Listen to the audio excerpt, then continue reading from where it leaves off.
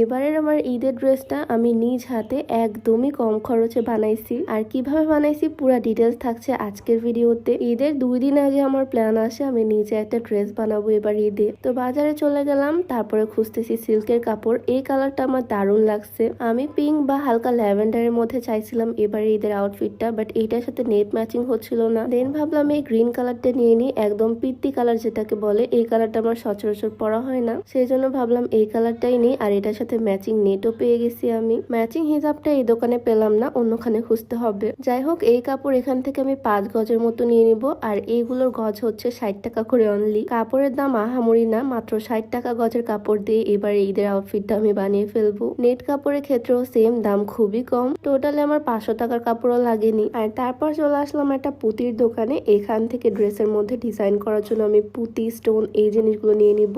আমার এবার ড্রেসের মধ্যে আমি পার্লের ওয়ার্ক করব, তাই ছোট ছোট পার্ল পুঁতিগুলো আমি নিলাম। পুরো ড্রেসটা আমি এই পার্লগুলো দিয়ে কাজ করব, এগুলো অনেক ভালো লাগে আমার কাছে। আর সাথে নিব এই ছোট ছোট আয়রন স্টোন গুলো। আমি প্রায় 50 টাকার মতো এখানে পার্ল নিয়ে নিছি, আর 25 টাকার নিলাম এই স্টোন গুলো। কয়েকটা লম্বা লম্বা এই পার্ল গুলো নিলাম, আর নিলাম কয়েকটা স্টোন। এই স্টোন গুলো জামায় লাগালে অনেক গ্লেজ দেয়। 20 টাকার এই স্টোন গুলো নিয়ে নিছি। তো সবকিছু শেষে আমি চলে আসলাম আমার হিসাব ম্যাচ করতে। আমি একদম পারফেক্ট ম্যাচিং খুঁজতেছিলাম, যাতে ড্রেসের সাথে একদম ম্যাচিং হয়। আর একটু পর পেয়েও গেছি একটা হিজাব। 230 টাকা দিয়ে হিজাবটা আমি কিনছি ঠিকই, বাট ড্রেস পরার সময় আমি আগের হিজাবই পরছি। তো সবকিছু নেওয়া শেষে আমি সোজা চলে গেলাম টেলারের কাছে। সবকিছু সুন্দরভাবে মাপ দিয়ে বুঝিয়ে দিয়ে আসলাম। সিল্কের কাপড়ে প্যান্ট হবে, ড্রেসও হবে ফুল হাতা সিল্কের কাপড়ে, আর নেটের কাপড়ে হবে ওড়না। সবকিছু বুঝিয়ে দিয়ে দেন চলে যাচ্ছি বাসায়। আর তার পরের দিনই ইমার্জেন্সি ভাবে আমার ড্রেসটাও বানিয়ে দেওয়া হয়ে গেছে। প্যান্টটা আমি নিছি ঢিলা ঢালা প্লাজো টাইপের, ড্রেসও নিছি লং একদম ফুল হাতা ঢিলে ঢালা। আর এই তো এখানে আমি যে জিনিসগুলো কিনছিলাম, গোল পার্ল, লম্বা পার্ল, ছোট ছোট স্টোন,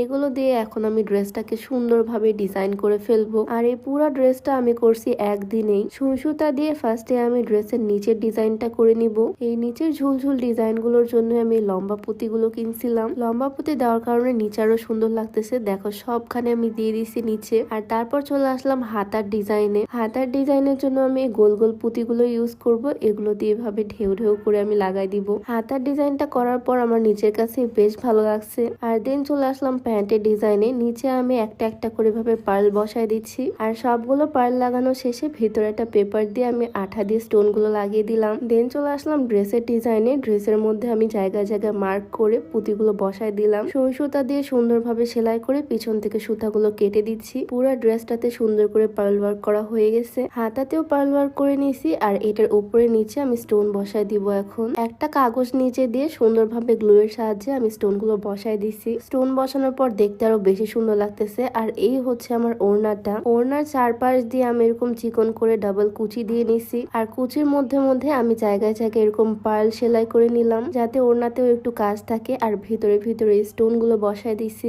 আর এইভাবে আমি একদিনের মধ্যে আমার জামা পায়জামা ওড়না মানে ফুল 3 পিসের কাজ কমপ্লিট করে ফেলছি। দেখো তো কেমন লাগতেছে আমার ড্রেসটা। ডিজাইনটা কেমন হয়েছে অবশ্যই জানিও। আর ঈদের পরের দিন আমি এই ড্রেসটা পরছি। এইরকম কালার সচরাচর পরা হয় না, বাট আমার তো মনে হচ্ছে ড্রেসটা বেশ ভালো লাগতেছে।